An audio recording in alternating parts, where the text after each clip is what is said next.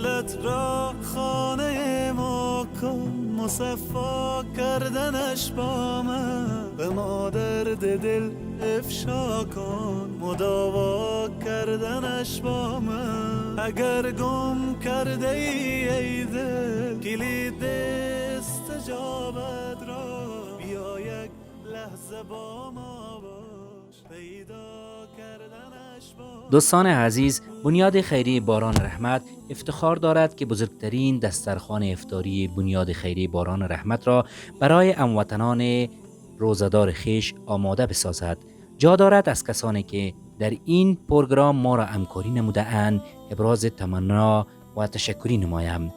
از برادر عزیز خویش صمیم جان صدیقی، از خواهر عزیز خویش هاجره جان انورزاده و همچنان از تمام دوستانی که در این پروگرام خیریه ما را کمک نموده اند. الله متعال مزد و پاداش جزیل نصیب همه شما نماید.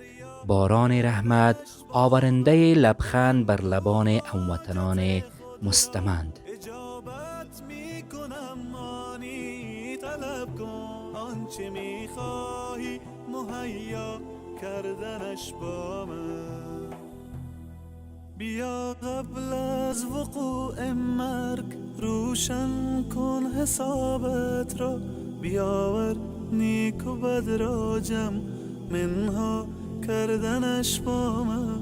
چو خوردی روزی امروز ما را شکر نعمت کن، غم فردا مخور هرگز که فردا خوردنت با من.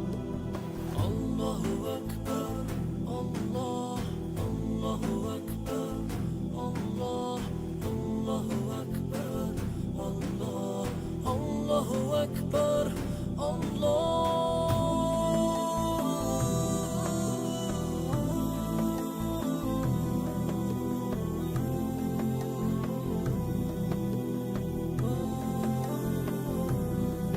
به قرآن آیه رحمت فراوان است ای انسان، بخوان این آیه را تفسیر و معنا کردنش با من. اگر عمری گناه کردی مشو نومی تو از رحمت، تو توبه نامه را بنویس و امضا کردنش با من. دلت را خانه ما کن، مصفا کردنش با من. به ما درد دل افشا کن، مداوا کردنش با من. اگر گم کرده ای دل کلید استجابت را، بیا یک لحظه با ما باش، پیدا کردنش با من. الله اکبر، الله اکبر، الله اکبر، الله اکبر، الله اکبر، الله اکبر، الله اکبر، الله اکبر، لا اله. أعوذ بالله من الشيطان الرجيم. بسم الله الرحمن الرحیم. حدیث مبارک کې څنګه دی چې رسول الله صلی الله علیه وسلم فرمایي چې روزه ته روزه ماته ورکول نو بل د دې روزهدار اجر عموما شاجر الله تعالی د تمر کوي وخت یې مونږ موږ د باران رحمت خیره بنسټ څخه ډېره نړۍ مننه کوو چې په داسې وخت کې د جماعت یو عمومي خلکو ته ډوډۍ ورکړه. الله جل جلاله دوی ته هغه عیبونه ورکړي کوم چې په حدیث کې راغلي او د دوی نه ډېره زیاته مننه.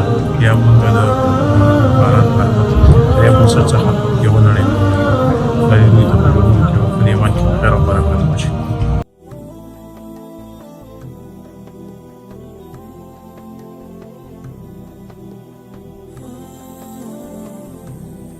دلت را خانه ما کن، مصفا کردنش با من.